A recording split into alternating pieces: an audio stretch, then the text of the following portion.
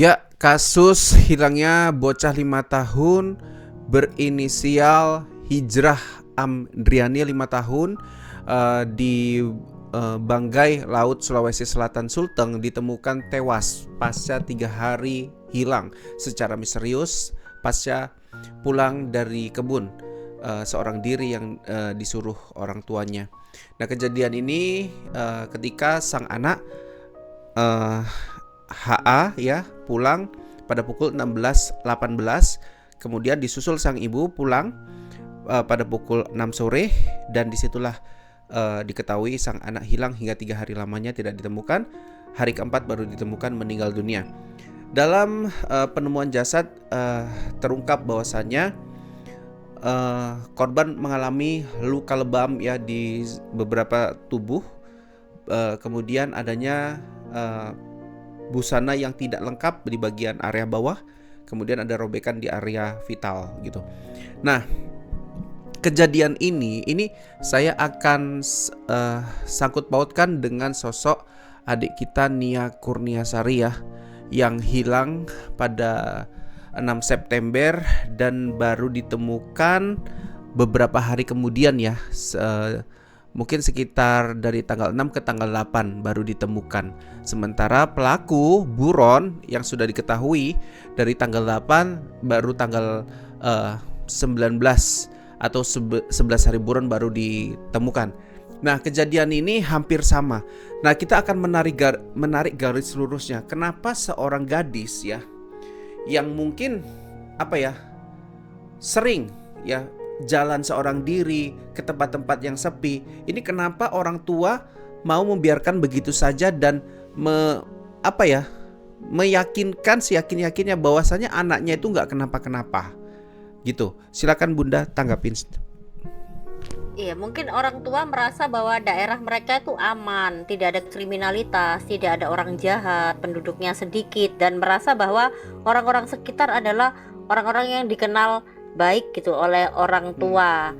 Jadi kayak lepas kontrol aja, longgar pengawasan. Padahal hal itu sangat berbahaya ya, membiarkan seorang anak maupun laki-laki ataupun perempuan, apakah itu SD atau SMP, sebaiknya jangan dibiarkan bepergian sendiri, karena itu akan membuat peluang bagi orang-orang ya, orang kriminal, psikopat, orang sakit jiwa seperti itu.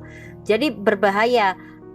Katakan anak itu memang udah anak yang pemberani atau anak yang mandiri, tapi pengawasan orang tua tuh tidak boleh lengah ya, karena makin marak sekarang. Kenapa kau makin marak? Ya karena itu tadi, digital internet itu menyuguhkan hal yang bebas diakses ya, film-film kayak gitu. Itu membuat orang itu akhirnya ngawur gitu loh.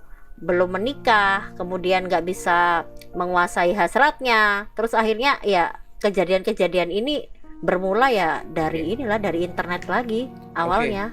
Oke Bunda, ini kan kalau di Nia, adik kita Nia, almarhumah Nia, ini kan pelakunya Indra Septiarman, ditangkap setelah 11 hari ya pasca ditemukannya jasad almarhumah Nia yang dikuburkan.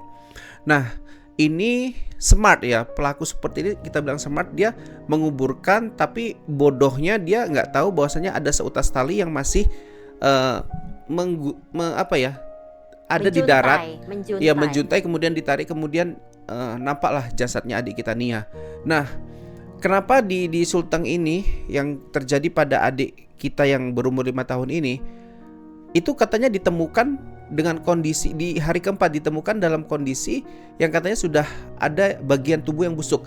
Berarti secara tidak langsung Bun, ini mungkin di hari kedua atau hari pertama sekaligus si korban meninggal Bun. Ya kan, kalau hitungannya kan seperti itu kan. Karena ada bagian tubuh yang katanya sudah mulai membusuk tuh. Berarti meninggalnya udah agak lama ya. Iya.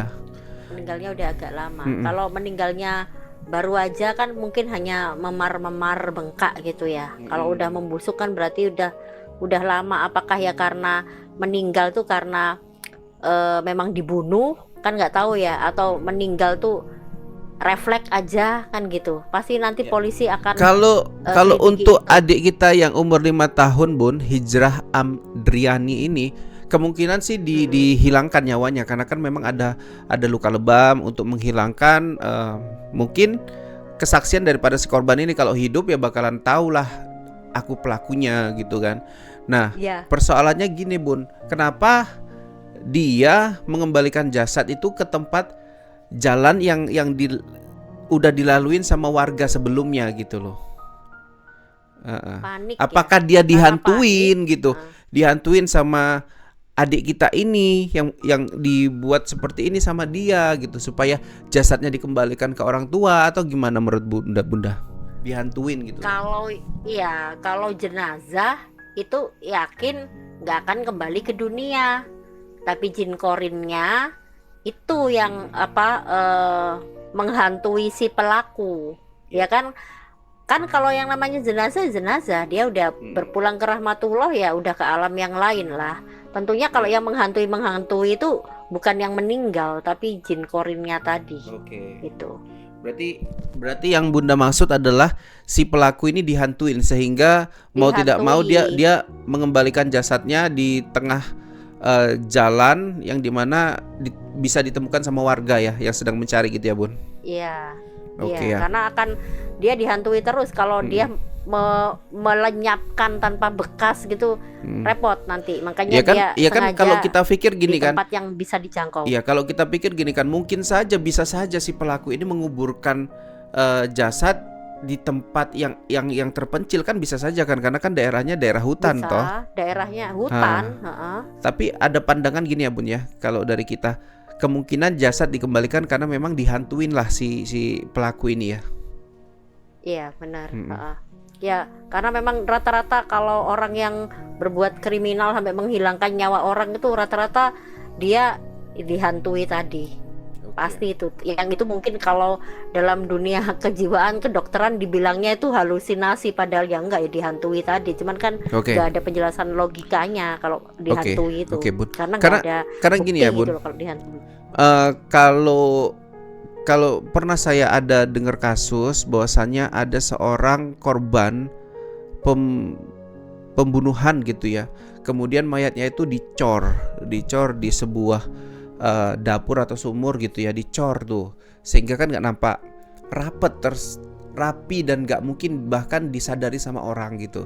Tetapi si pelaku ini terus dihantuin dan mau nggak mau dia mengaku nih dan menyerahkan diri ke polsek, ke kantor polisi, kemudian mengaku bahwasannya saya telah menghilangkan nyawa seseorang, kemudian saya mengecornya. Nah ini kan artinya apa? Artinya memang dari sisi kegaiban sendiri itu ada yang apa ya, yang menghantuin ketika kita itu berbuat kejahatan gitu. Mungkin hukuman badan itu udah pasti ya, diketahui pasti penjara lah ya, Bun. Tapi kan ada juga hukuman gaibnya gitu ya, Bun ya. Iya, Oke. Betul. Jadi memang rata-rata yang pelaku akhirnya menyerahkan diri itu ya karena ketakutan gitu kan. Iya. Dia kan pasti diancam dibunuh gitu. Jadi dia takut, makanya dia lakukan menyerah tadi. Oke, dihantuin pula dia kan. Sadar pun dia dihantuin, tidur lebih dihantuin kan gitu. Iya, jadi dia akhirnya gimana ya, dimanapun dia berada, walaupun pindah lokasi sejauh lari kemanapun, dia tetap dihantui. Dia punya salah. Oke, kejadian ini hampir sama dengan adik Nia. Semoga korban cepat ditemukan. Ya, yang pasti saya yakin pihak berwajib bisa bekerja dengan cepat. Apalagi memang kemungkinan besar pelaku adalah orang terdekat. Ya, kasihan adik ini ya. Karena mungkin bisa jadi salah satunya adalah yang pura-pura mencari. Ya kan, Bun? Benar. Iya kan, walau pura-pura mencari bisa. Yang pasti supaya aman. Yang pasti yang sering ke kebun lah ya kan, yang sering melintas ke sana ya. Sesimpel itu sebetulnya. Oke, mungkin sampai sini dulu. Orang dekat. Ya, sampai sini dulu, Bun, perjumpaan kita. Buat keluarga semoga sabar ya, karena ini kejadian yang nggak disangka-sangka. Semoga pelaku cepat ditangkap dan mempertanggungjawabkan perbuatannya. Mendekam di penjara sudah pasti. Sampai sini dulu, wabillahi taufiq wal hidayah. Assalamualaikum warahmatullahi wabarakatuh.